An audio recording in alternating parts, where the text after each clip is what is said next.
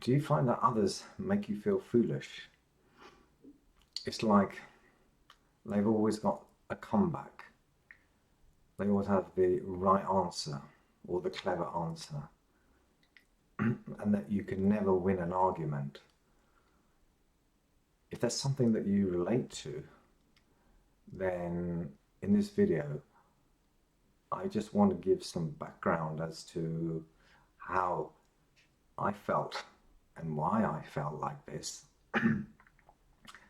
and what sort of things that I did to help overcome this complex that I had, that others had the right answers or I didn't have anything worthwhile saying.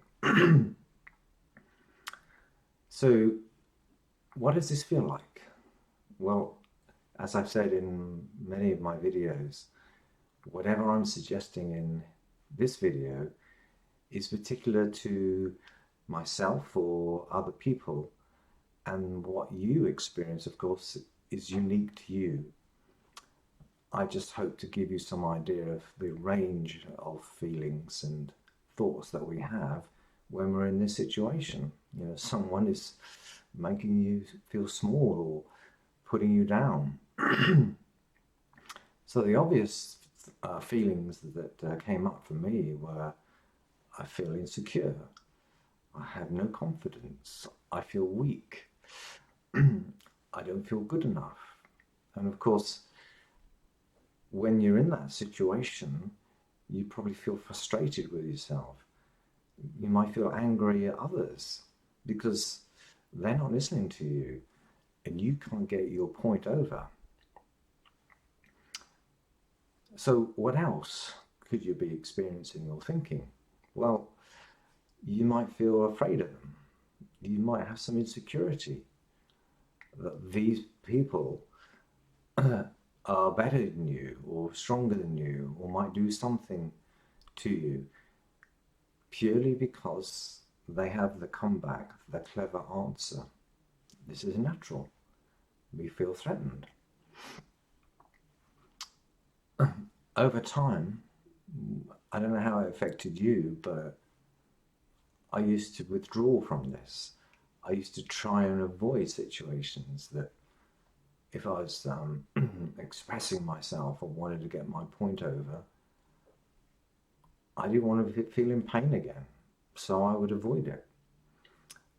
And I would conclude, or I would start to believe, or even have the belief reinforced, that I might as well shut up. Why bother? They are right. They have the clever answer. I don't. So I might as well give up. Nothing that I have to say really matters. And it's not listened to, it's not taken on board. Do you see what I'm saying here? Is that we can start to build this impression in our mind that, you know, we have nothing to say. Others are better. And no matter how we try, they've always got the last say. And that's really uncomfortable. And as I've learned, frustrating, hurtful, because you're thinking, what is wrong with me? And when we have the feeling of being ignored and not listened to, what's that like? It's like one of our biggest, I think, fears, and that's rejection. I see this as in part as a form of rejection. I didn't believe that, or I didn't think it at the time. I just thought this is, you know, something that is wrong with me. I pinned it on me. But now, you know, when I've looked at this over the years and seen what my behaviors have been and my reactions, I was very, very motivated or negatively driven by rejection. So what sort of things make it uncomfortable? I'm sure, like me, you can relate to the fact that you have these battles in your head. So these feelings and thoughts arise, as I've explained. There's a whole range of them, and we've just covered that. But they're in conflict. In other words, you'll be thinking, on the one hand, they shouldn't do this to me. It's not right. What's wrong with them? Why are they doing this to me? So you have this dialogue going on in your mind. You'll also be saying to yourself, like I did, but I should be able to be listened to. I should be able to stand up to them, and so on. But it's not happening. So these two scenarios, or these two sort of points of view, are you fighting with what's happening? Because you're not able to be listened to, you're saying to yourself and thinking to yourself, why is that? But I should. Why can't I? And if you don't know why, which is obviously the reason why we're doing this video, then it's difficult, isn't it? Because you don't know how to change it. You don't know what to do in the future to be listened to or find peace around this. So it goes round and round in circles in your head. Hence, we do what? We do is what I did. We back off. We give up. We get annoyed with ourselves, or we take it out on them. We get annoyed with them as well. And of course, that can escalate. You know, some of the time it might purely be a point of view around something. And it doesn't matter what that point of view is. But when we feel that our point of view is not taken on board, or their point of view isn't what you believe in, then it can get personal. Then, you know, the emotions start to come into it, when really, does it matter? You know, and I think in many cases when I think back, it did matter. But it's the feelings and sensations that I had about me, what I thought of me, which were being brought up, if you like, or being, you know, it's like you're having your buttons pressed, that no matter what the situation is, you feel that you're on the back foot.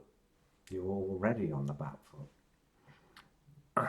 So I think it's important then to look into this and recognize what's going on. Because what it was for me is, when I examined, you know, why I responded like this, that it almost is as if I couldn't put a point of view across, or before I even opened my mouth, I had this voice saying, well, you don't really believe that, Martin, do you? Or they're not going to like it. Now, if that thought is already in your head, what's the chances of you being listened to? What's the chances of someone saying, oh yeah, it's a good idea, or no, I disagree? Do you see what I'm saying here? What I'm emphasizing is, already in our minds, I had already the belief that what I said was rubbish, was invaluable, wasn't worthwhile. And you try and express something that you feel strongly about, when you have that conflict going on in your mind, what's the result going to be? It's very likely that it's going to end up as the negative response, i.e., you're not going to be able to put your case forward in a confident way. It's always going to come out of your mouth, as it were, in a negative aspect, in a negative light, because you've got that little voice saying, you don't really believe this, Martin, or no, you don't have anything worthwhile saying. You see what I mean? It wasn't so much about what they thought of me, even though we're going to go on to this in a minute, it was more about what I thought of me. And if I didn't have the confidence in me, or if I doubted me, I was going to get that result. They were going to respond in that way. And even things as if I felt guilty if I put my case forward, or if I wanted to make a statement that was strong, or I wanted it to be heard. Have I got the right to do that? This was the crazy thinking that I had. It's like I was already disempowering myself. And what happens afterwards, from that point of view, I told you you're a loser, Martin, or yeah, why did you even bother? Others are better, others are right. It's that thinking that almost determined the result. Even though I had something that was valuable to say, and I couldn't get it out, and I couldn't get it across, and I was so pissed off with me. It's tough. And these are the fears that we have.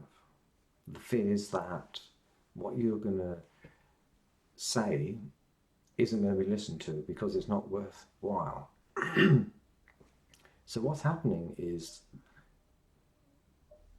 what you're saying and how that's being listened to or not is reinforcing the negative belief about what you have about you.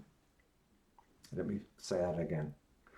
In other words, if you think that, or you believe that what you say is not valuable, and you go ahead and say something and it's not listened to, it's reinforcing that, isn't it? It's telling you that your belief is true.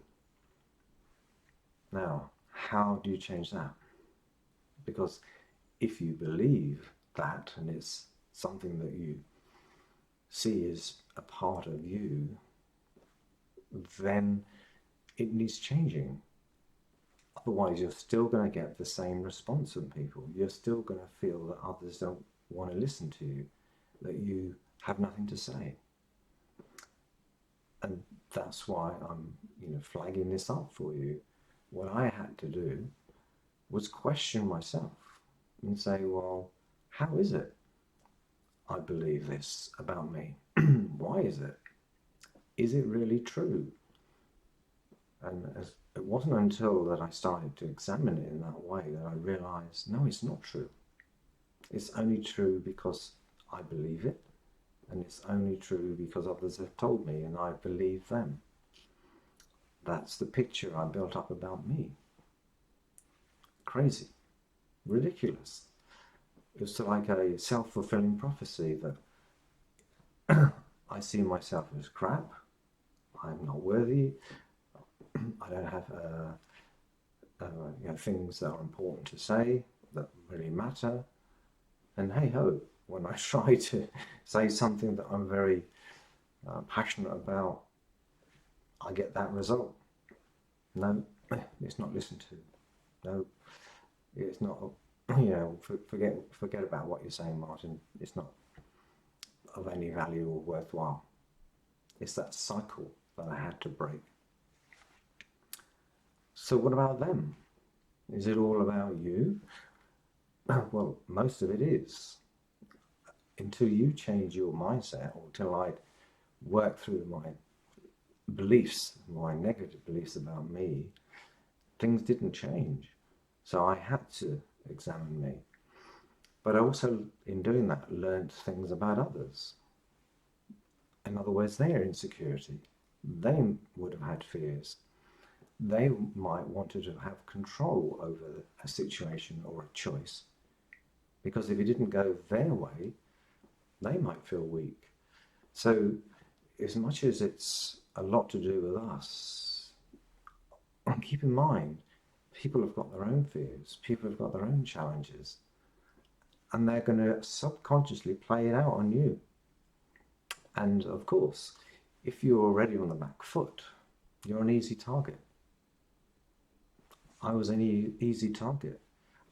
I was insecure, so if someone felt more secure about themselves or was more robust, yeah, it probably felt great to put me down or ignore me. Yeah, it's a battle of the psychological battle that we have. But it doesn't have to be that way. You can resolve this by listening to your voice, listening to what you know and believing in what you know, not the voice in the head that's doubting you and putting you down and has taken on board everyone's negative point of view about you. As I've said in many videos, to reinforce the idea that you have an absolute right to be heard, to think the way you want to think. And no one has the right to challenge that or take that away. And that's how it felt for me, regaining my ability to be me, to express me. So, as I say, it's really important that if you're in these situations, find a way of examining your self-beliefs, what you feel and see about you. Are there things that are in a negative light? In other words, things that you think are bad? In which case, examine those. That's the source of why others can get away with putting you down or always having the last say or the clever answer. It's only because you give them that power, if you like. Thanks for listening. Hope it goes well when you put this into practice, and see you next time. So thanks for watching. If you've enjoyed this and want to learn more about emotions and overcoming problems, consider subscribing. If you relate and want to share or leave a comment, that would be great, and that would reach other people and inspire them. And also, the quickest and easiest way for you to get help is to message me or email me. I look at all of my messages daily, and I'll get back to you very, very soon. Thanks for watching.